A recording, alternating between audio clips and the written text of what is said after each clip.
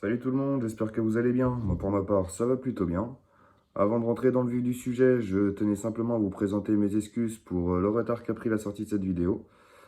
Comme certains le savent, ceux qui me suivent sur Twitter, je viens de commencer un nouveau boulot qui me prend quand même beaucoup de temps, y compris les week-ends.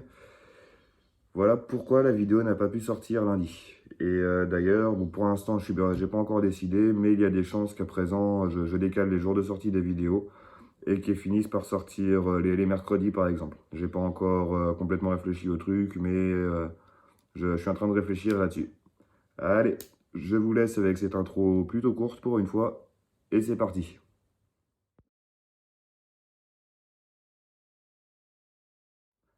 Aujourd'hui, je vais vous parler d'un animé japonais qui me plaît énormément, Elfenlied. Diffusé pour la première fois en 2004 et distribué par Kazé en France, il est composé de 13 épisodes plus un OAV qui s'intercale entre le 10e et le 11e épisode. C'est un seinen, drame, horreur et romance qui est déconseillé aux moins de 16 ans dans sa version originale à cause de nombreuses scènes de nu et également de gore vraiment très violentes. Mais il existe également une version censurée qui est accessible dès 12 ans.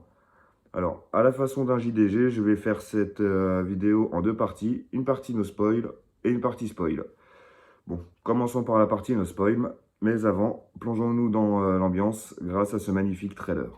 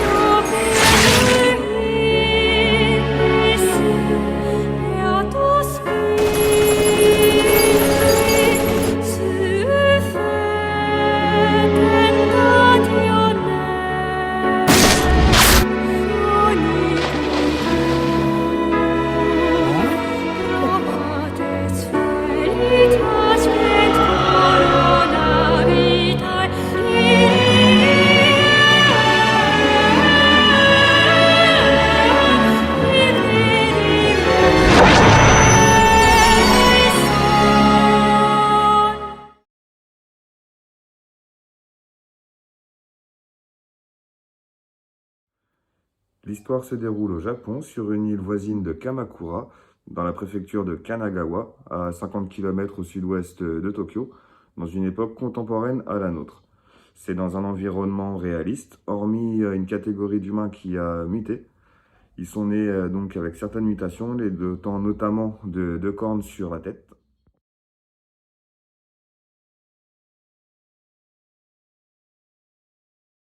Ils ont également une force phénoménale grâce à des bras invisibles nommés vecteurs, qui sont capables de presque tout trancher et également de soulever des poids très importants tels des petits bateaux de pêche. Ils sont aussi assez rapides et résistants pour pouvoir arrêter des balles vraiment facilement. Un des éléments qui contribue à la puissance narrative de cette œuvre, c'est la variété et la gravité des thèmes abordés, qui génèrent beaucoup d'émotions parfois très contradictoires et une critique de notre société d'une rare intensité. Sur la page officielle d'Elfenlied, le réalisateur Mamoru Kambe, excusez-moi pour la prononciation, je parle pas souvent japonais. Donc le réalisateur Mamoru Kambe nous exprime son intention de vouloir pousser à réfléchir sur certains comportements humains, tels que la division et l'exclusion selon la différence. Cette discrimination pouvant générer des désirs de vengeance, de domination, bien souvent passons par la solution génocidaire de l'une et l'autre des parties, au nom de la pureté raciale.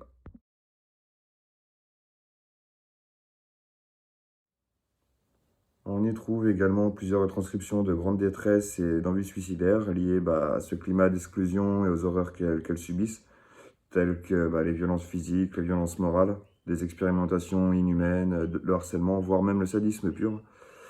Et ce qui est bouleversant, c'est qu'on finit par se rendre compte que les Diclonius ne sont pas moins humains que les humains. Et on finit même par s'attacher à eux au fur et à mesure qu'on apprend à connaître leur histoire et leur personnalité. Fort heureusement pour notre santé morale, cette histoire nous offre aussi des passages très attendrissants, voire très drôles aussi par moments.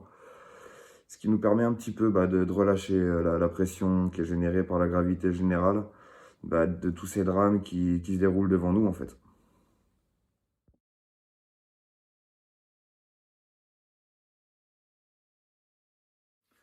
Voilà, c'est à peu près tout ce que je peux vous dire sans spoiler l'histoire ou les personnages.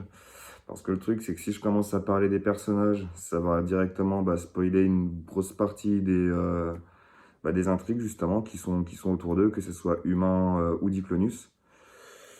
Donc voilà, je vais passer à la partie spoil de cette vidéo. Alors, si vous restez, je considère que vous avez déjà vu l'anime ou lu le manga, que je recommande. Personnellement, je l'ai pas lu, mais de ce que j'en ai compris sur les articles que j'ai trouvés, l'histoire est quand même pas mal plus complète. La fin a l'air d'être différente. Et franchement, ouais, ça a l'air d'être intéressant.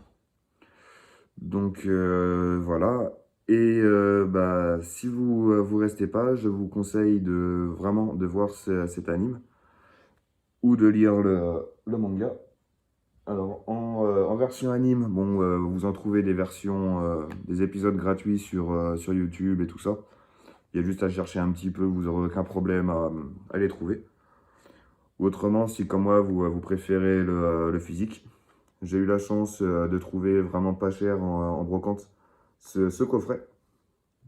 Donc, il est pas mal comme dedans, il regroupe tous les épisodes, donc les 13 épisodes principaux, ainsi que l'OAV, qui s'intercale, comme je vous disais tout à l'heure, entre le 10e et le 11e épisode.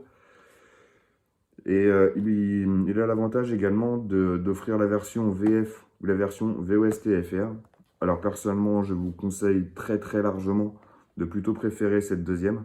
La version VF étant vraiment pas très bien doublée, je trouve. Elle casse pas mal la personnalité des personnages. Et c'est dommage. Alors qu'en VOST-FR, franchement, les voix collent mieux, les intonations sont beaucoup mieux faites en fin de compte. Et honnêtement, ouais, je vous conseille vraiment la VOST-FR. Si vous n'avez pas la flemme de lire entre-temps, ça serait beaucoup mieux.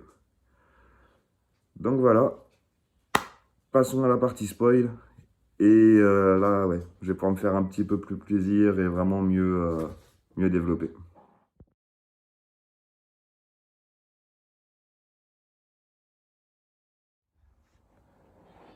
Alors, bienvenue dans cette partie spoil. Donc, voilà tout simplement comment je vais procéder. Je vais vous lire les fiches des personnages, tout en y ajoutant des petits détails par rapport à l'histoire et en vous donnant des avis personnels sur chaque personnage au fur et à mesure. Et ce qu'on va faire, on va commencer par l'un des personnages principaux, c'est-à-dire Lucy ou New.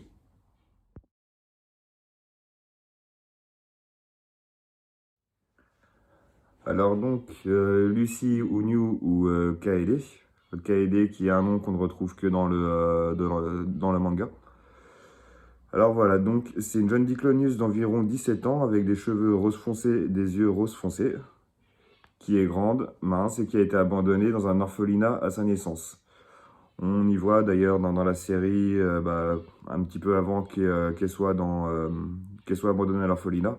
On entend celle qu'on suppose être sa mère d'ailleurs en dire du mal et là c'est déjà assez marquant quoi sur son comment dire sur ce qui explique pourquoi elle est devenue comme ce qu'on va découvrir là. Lors de ses premières années de vie, elle ne manifestera pas de tendance d'homicide, caractéristique de son espèce.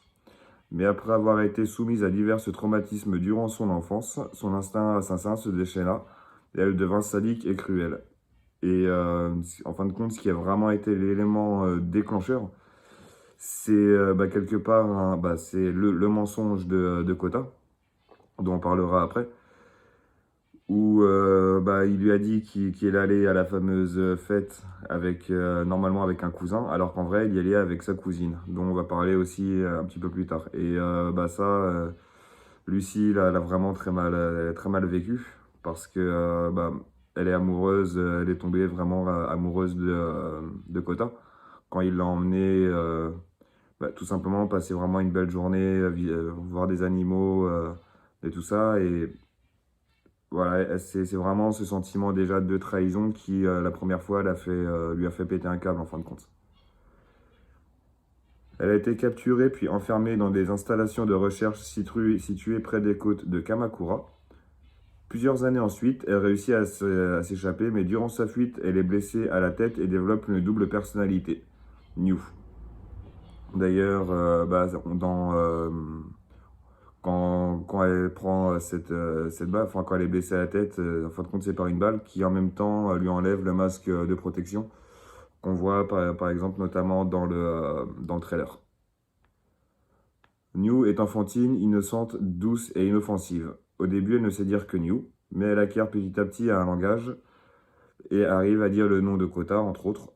Le changement de personnalité dominante se produit lorsqu'elle est attaquée, Lucy reprenant le dessus, ainsi qu'en la présence de Kota, où Lucy cède sa place à New. New est considéré avec Nana comme l'élément kawaii de la série. Kawaii ou mignon. Nana, dont on parlera aussi tout à l'heure. Lucy déteste les humains car ils l'ont maltraitée et trahie durant son enfance. En conséquence, elle considère les humains comme de simples objets et non des personnes à part entière. Elle manque d'empathie et tue de façon désintéressée. Elle possède 4 vecteurs avec une limite de 2 mètres. Cependant, elle est très rapide et peut prendre n'importe quel objet pour s'en servir comme projectile contre ses ennemis et fait preuve parfois de sadisme, de même beaucoup de sadisme.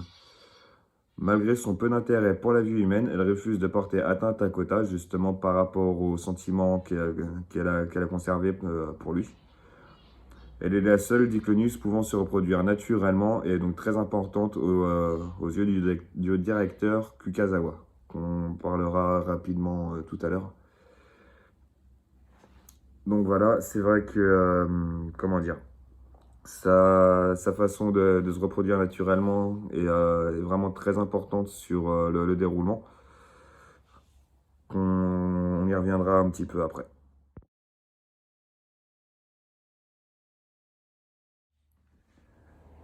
Alors maintenant, Kota. Kota est un jeune homme d'environ 18 ans qui emménage à Kamakura pour commencer ses études universitaires. Il est autorisé à résider dans une vieille auberge de sa famille. Kota a vécu une vie traumatisante. Son père et sa sœur ont été assassinés sous ses yeux lorsqu'il était enfant. D'ailleurs, c'est par Lucie qu'ils ont été assassinés quelque part par vengeance. Elle a cherché à se venger donc de la trahison de Kota.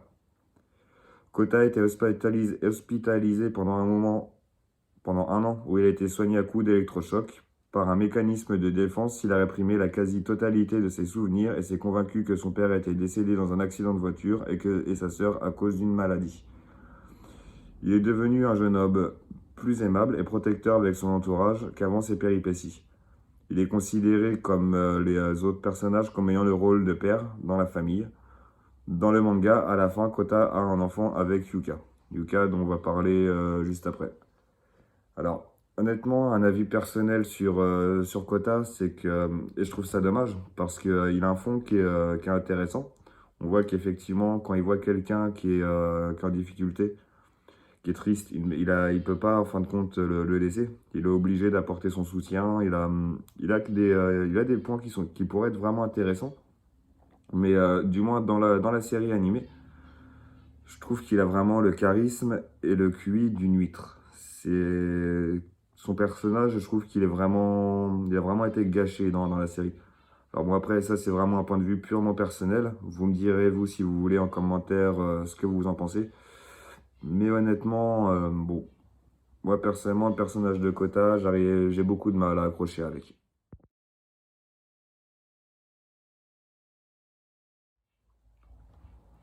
À présent, donc, on va parler de Yuka. Yuka est une jeune femme qui a à peu près le même âge, les mêmes cheveux et les mêmes yeux bruns que son cousin Kota, dont elle est amoureuse depuis la plus tendre enfance. Afin de pouvoir vivre à ses côtés, elle décide de faire ses études dans la même université que lui, malgré qu'elle ait pu intégrer des universités bien plus prestigieuses. Lorsqu'apparaît New, elle part vivre à l'auberge afin de ne pas la laisser seule avec Kota. Ses sentiments envers elle se débattent entre l'affection et la jalousie liée à l'étroite relation qu'elle crée avec son cousin. Yuka est considérée par les autres personnages comme ayant le rôle de mère dans la famille. Et oui, comme on disait juste avant, Yuka, à la fin, elle a un enfant avec Kota. Alors, j'ai un peu le même reproche que pour Kota à faire. C'est pour une fille qui est censée, et ça, bon, c'est bien expliqué dans l'anime, pour quelqu'un qui est censé être intelligente, honnêtement, il y a des moments, elle fait preuve vraiment d'énormément de stupidité, finalement. Et aussi, elle a peu de charisme.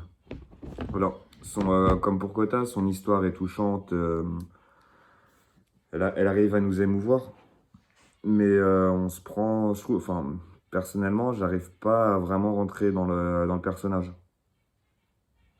Non, dit comme ça, c'est dégueulasse. Personnellement, j'ai du mal à intégrer vraiment les sentiments du personnage. On sent, voilà, on sent pas grand-chose. On ressent pas grand-chose quand on l'écoute, quand on la voit, c'est pas...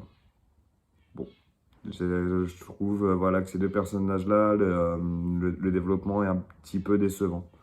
La façon dont ils s'expriment, dont ils réfléchissent, je trouve que c'est pas assez développé, ce qui est dommage.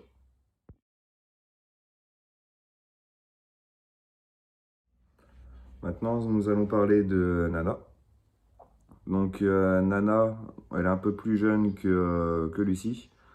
Je suppose qu'elle a à peu près le même âge que Mayu, qu'on verra après.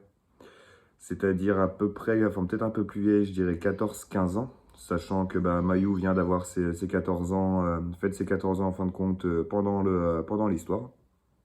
Donc Nana, également appelée numéro 7, est une jeune Diclonius enfermée avec des cheveux rose vif courts et des yeux rose vifs. Depuis sa naissance dans les laboratoires de recherche de Kakuzawa afin de réaliser des expériences de force et de résistance physique proches de la torture, bah, il lui balance juste des boulets de canon à des forces de plus en plus élevées pour voir à quel moment elle finit par perdre connaissance, à quel moment bah, elle finit par être réellement profondément blessée et tout ça. Donc oui, c'est même plus que proche que de la torture, c'est carrément de la torture, vraiment, c'est vraiment inhumain les premières images qu'on a d'elle. C'est marquant. Franchement, ça fait mal au cœur, ça fait mal au cœur d'office, quoi. Nana, au contraire des autres Diclonius, n'a pas manifesté de caractère homicide et sadique, mais est habituellement pacifique et douce, notamment grâce à l'affection donnée par le directeur Kurama, qu'elle considère comme un père, elle l'appelle d'ailleurs tout le temps papa, et pour laquelle elle a développé une relation d'affection et de dépendance. Au vu de la capacité qu'ont les Diclonius pour se détecter, elle envoyé à Kamakura seul pour retrouver Lucie après sa fuite. Ces vecteurs ont une portée de 5 mètres, ce qui lui permet entre autres de prendre les dessus sur Lucie, elle est cependant moins rapide qu'elle. Sa nature douce et gentille lui fait perdre l'essentiel de ses combats, car elle baisse trop sa garde et elle sent pas les coups bas arriver. Elle possède néanmoins la faculté d'empêcher temporairement à Diclonius de déployer ses vecteurs.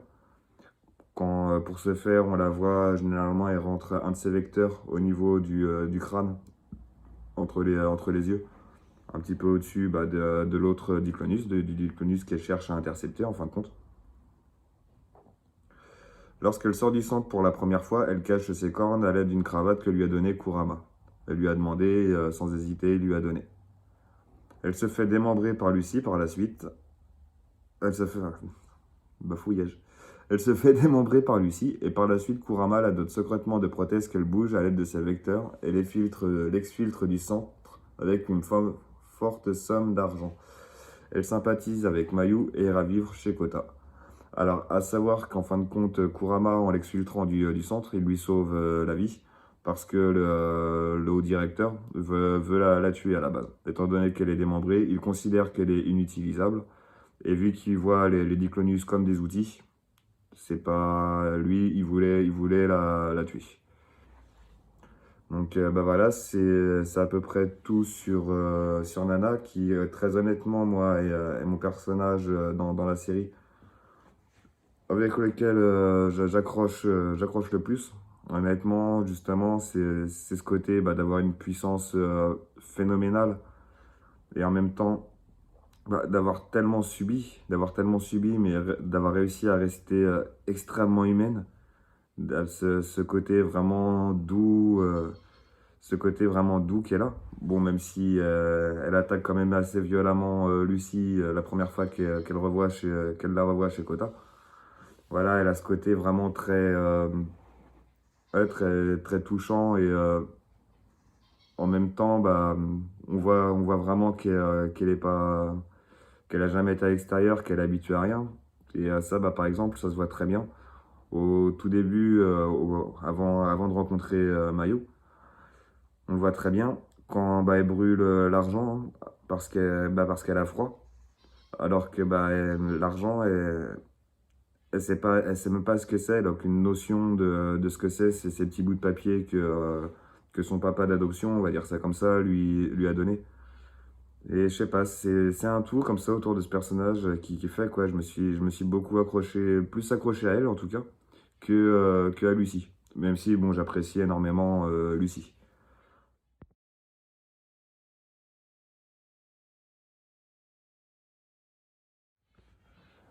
Alors maintenant, Mayu est une jeune adolescente âgée de 13 ans au début de l'histoire, avec des cheveux brun foncé et des yeux bruns. Elle fêtera ses 14 ans au cours de la série. Elle s'enfuit de chez elle car elle ne supportait plus son beau-père qui abusait sexuellement d'elle. Et honnêtement, la scène où on apprend ça est très dure. Enfin, je sais que moi personnellement, c'est une scène qui m'a quand même beaucoup marqué, qui m'a fait, ouais, ça fait mal. Franchement, c'est une scène qui fait mal. Bon, on voit rien d'explicite, hein, enfin, du moins, on voit pas l'acte en lui-même. Mais c'est vraiment quelque chose de, wow. Là, à ce moment-là, le côté, comme je disais dans la partie no spoil, le côté des violences physiques et morales à ce moment-là est vraiment à son paroxysme. Enfin, pour moi, c'est un des passages les plus violents en fin de compte. Même s'il n'y a aucune effusion de sang, même si finalement on voit rien quelque part. Pour moi, c'est vraiment un des passages les plus violents de la série. Elle en avait parlé à sa mère qui demeurait indifférente et l'accusait sans cesse elle accusait sans cesse d'être une charge dans la relation amoureuse entre les deux. Elle a un petit chien, Wanta, qu'elle a rencontré alors qu'elle s'enfonçait dans la mer. Parce qu'en fin de compte, à ce moment-là, elle allait tout simplement mettre fin à ses jours. Elle le considère comme son ami et non comme un animal domestique. Elle s'alimente avec les restes qu'elle mendie dans une boulangerie de la ville. La boulangerie, d'ailleurs, j'ai trouvé le passage où, pour son anniversaire, quand la dame de la boulangerie lui met de côté, lui offre en fin de compte le petit gâteau, là. C'est pareil, j'ai trouvé ça extrêmement touchant. J'ai trouvé ça extrêmement touchant. Elle fait la rencontre de Kota, Yuka et New lorsqu'elle se rend à l'auberge pour rendre un parapluie qu'ils avaient oublié sur la plage. Donc pendant l'affrontement, pendant comment dire, un moment où New, voilà, ça y est, ça me revient. Le moment où New, comme à ce moment-là c'est New, c'est pas Lucy. Le moment où New retourne à la plage pour retrouver le coquillage de Kota qu'elle a brisé et qui sont attaqués par les militaires envoyés par l'Institut. C'est à ce moment-là qu'elle les rencontre. Quand ensuite elle va leur porter le parapluie que Kota du coup a laissé quand il est tombé inconscient en fait, avant d'être emmené à l'hôpital. Kota par la suite, Kota lui paye les frais d'hôpital après ce qui s'est passé pendant le combat entre Nana et Lucy. Donc le combat où justement Nana se fait démembrer. Et combat qu'elle considérera ensuite comme un simple rêve.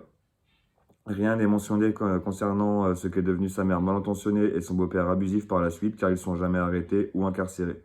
En revanche, par contre, il y a un passage dans l'animé qui nous montre que la mère de Mayu accepte, mais vraiment de but en blanc, sans se poser de questions, de confier officiellement l'adoption à Yuka et...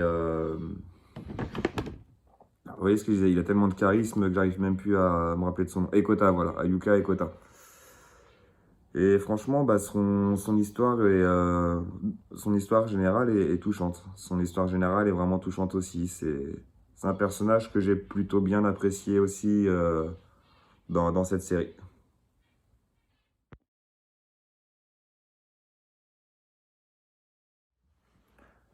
Maintenant, on va parler du cas Mariko.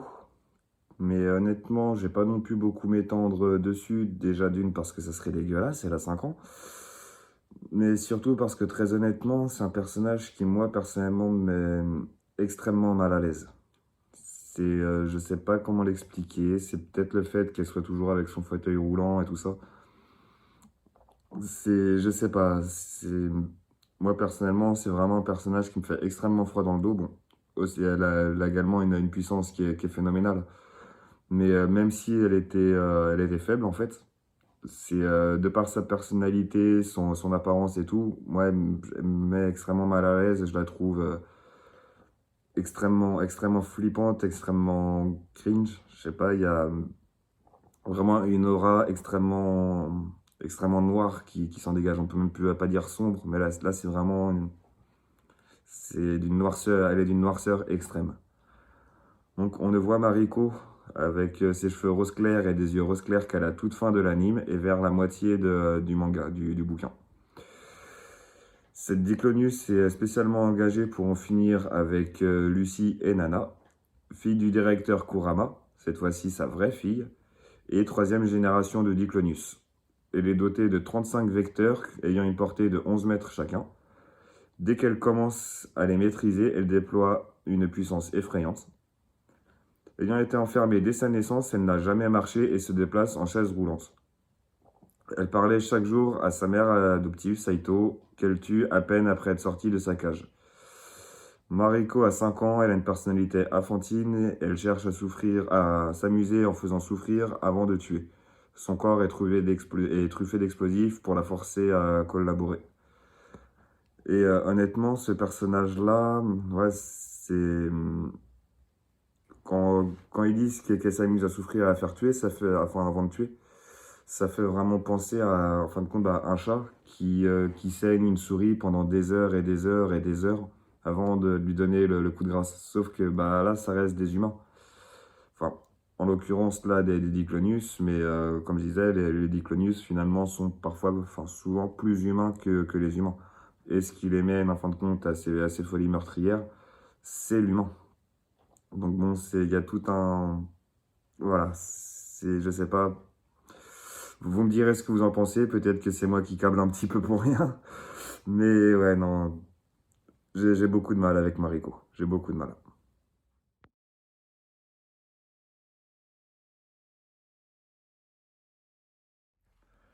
À présent, le directeur Kurama. Donc Kurama travaille dans le centre de Kakuzawa en tant que directeur. C'est le fils de ce dernier. Un de ses camarades d'université qui lui a proposé de le rejoindre.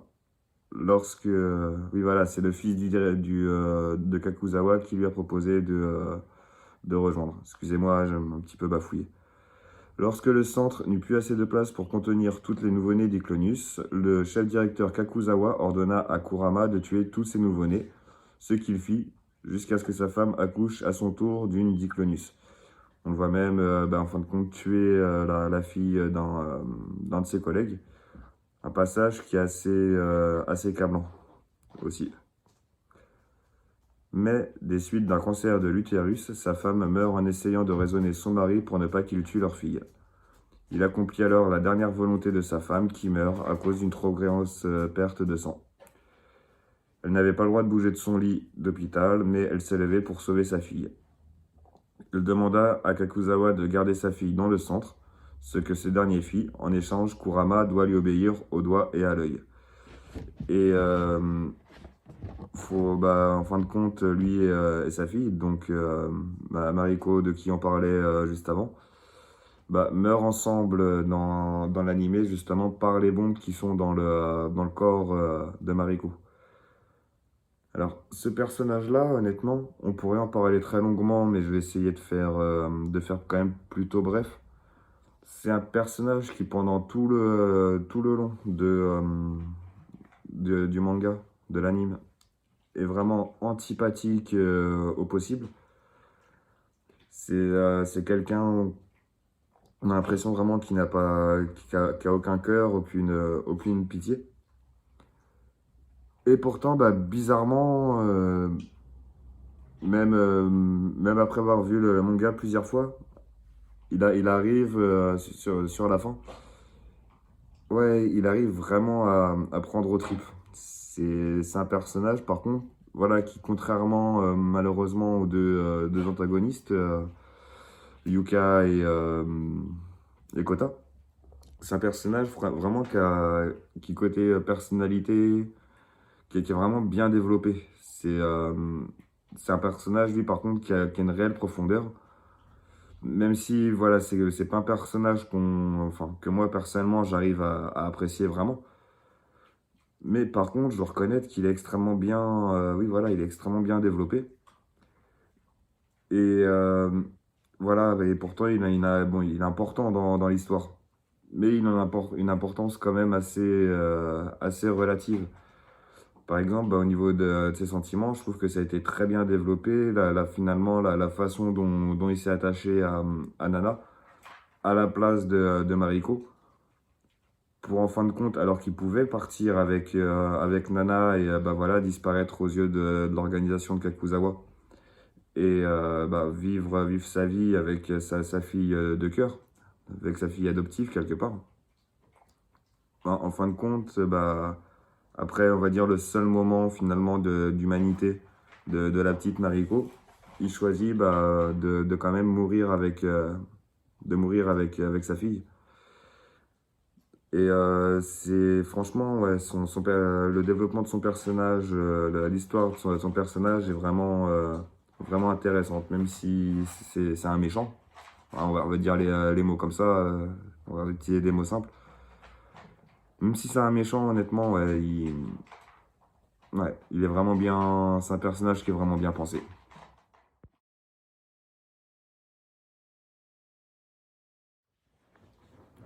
On voit aussi le chef directeur, donc Kakuzawa, dont on parlait un petit peu sur la partie de Kurama. Donc, dans l'anime, il ne fait qu'apparaître périodiquement et n'a par conséquent que peu d'influence dans l'histoire. Bon, même si voilà, il tient quand même un rôle relativement important. C'est vrai qu'il est très peu développé. Sa psychologie n'est pas vraiment recherchée, ce qui fait de lui un antagoniste qui veut simplement exterminer la race humaine.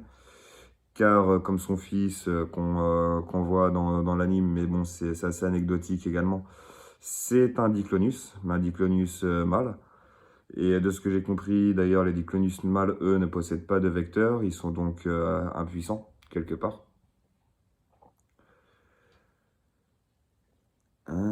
Dans le manga, au contraire, il joue un rôle déterminant dans l'histoire. On en sait plus sur son passé et sa façon de penser. Sa famille ayant été rejetée à cause de ses différences physiques, il en est venu à mépriser l'espèce humaine et n'hésite donc pas à sacrifier de nombreuses vies pour l'accomplissement de son idéal. L'idéal en question étant de vouloir être le dieu de l'espèce Diclonius. S'il est toujours un antagoniste qui veut exterminer l'espèce humaine, il peut aussi être considéré comme le symbole d'un fanatisme d'idéal. Ce qui n'est pas faux. Bon, personnellement, j'ai pas vraiment d'avis à donner sur son personnage. Bon, voilà, là, c'est plutôt bien résumé. C'est juste quelqu'un bah, qui est sans cœur. Qui, voilà, bah, effectivement, dans l'anime, il est plus qu'oubliable.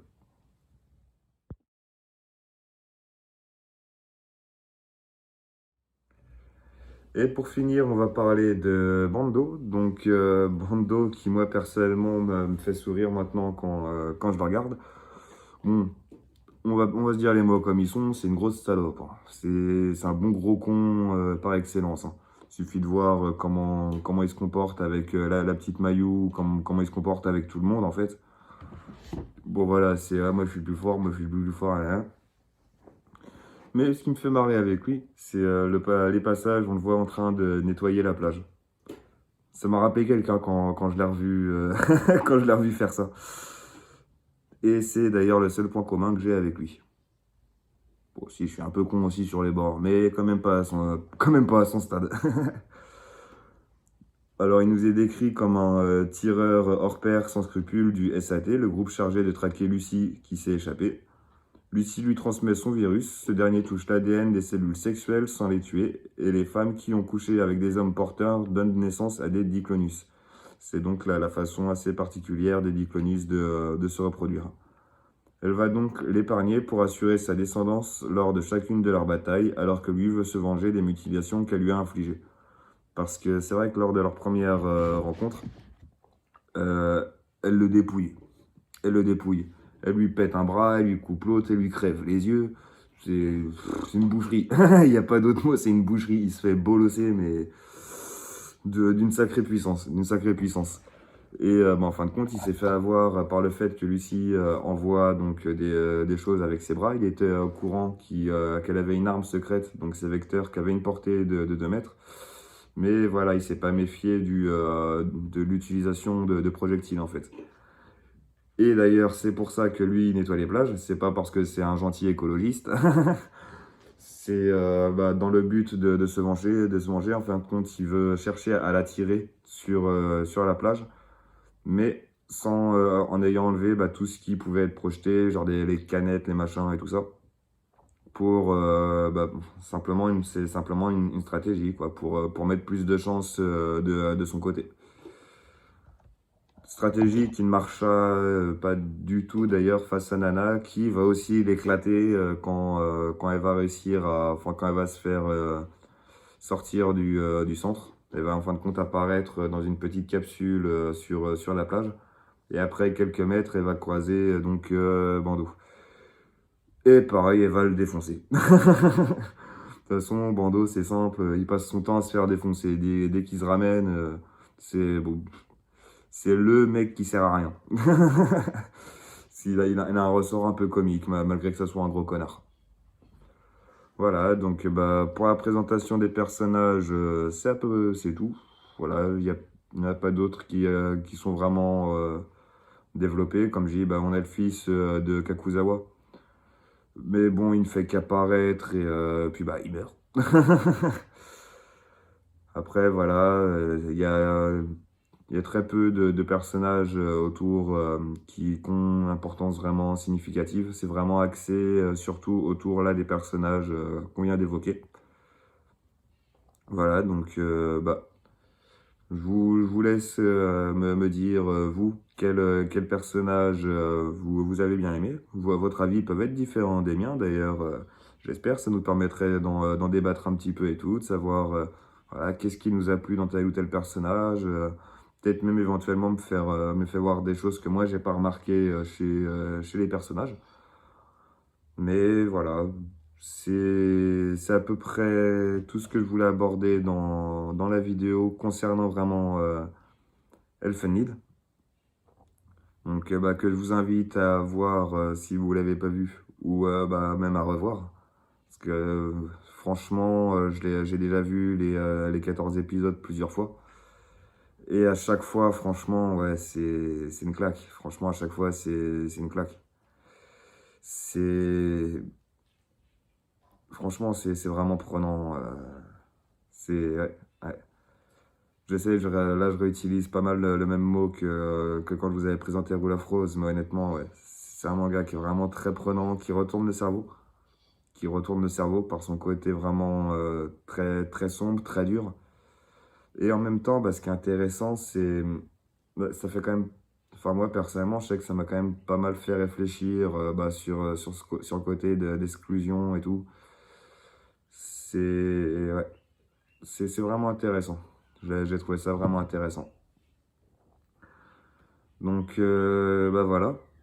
Je reconnais que cette vidéo m'a demandé quand même pas mal de temps de préparation. J'ai rechangé plusieurs fois de script et tout, alors que j'avais pas forcément beaucoup de temps devant moi. D'où aussi le retard. Et je voulais pas sortir un truc complètement à l'arrache comme j'ai fait pour Rule of Rose. C'est un truc, honnêtement, j'ai regretté. Peut-être que je représenterais beaucoup mieux le jeu en faisant comme là, en allant chercher quelques images et tout ça. Comme, ouais, c'est un jeu qui méritait d'être quand même mieux développé que ce que j'ai pu faire. Voilà. Donc, n'hésitez pas à partager. à mettre un petit pouce si vous voulez. Et puis bah écoutez, je vous dis à la semaine prochaine pour normal là bon ça sera une vidéo de collecte de déchets à la plage. Et puis la semaine d'après, ça sera encore une pastille, une rustine comme là et comme il y a 2 semaines. Et bah, de toute façon, pareil, n'hésitez pas à me suivre sur Twitter pour si vous voulez avoir un petit peu des nouvelles sur l'avancement moi de mon côté des travaux et tout. Aussi, j'y publierai si jamais je décide de changer de rythme, enfin de fréquence de publication. Si je change de jour ou éventuellement si j'espace un peu plus les vidéos. Comme je dis, pour l'instant, je suis en train de réfléchir à ça, savoir quel serait le meilleur compromis pour pouvoir quand même continuer à travailler mes vidéos de mieux en mieux. Parce que bon, là, j'ai essayé de faire un maximum d'efforts sur celle-là. Mais honnêtement, voilà, je sais qu'il y a encore des points, il y a encore des points à améliorer. Il y a pas mal de petites originalités que j'aimerais apporter que bah, là, j'ai pas forcément su mettre en place, mais que bah, je travaille de mon côté en faisant des sortes de petits brouillons et tout. Donc voilà, c'est à peu près tout. Pareil, je voulais remercier les nouveaux abonnés qui ont rejoint la chaîne. Ça fait vraiment plaisir. On est bientôt 10 déjà. Enfin, du coup, si je me compte, on est 10. Ça commence à être bien. Donc voilà, je vous remercie beaucoup d'avoir regardé la vidéo jusqu'à là. Elle va être assez longue. Donc franchement, ça fait plaisir. À bientôt les amis.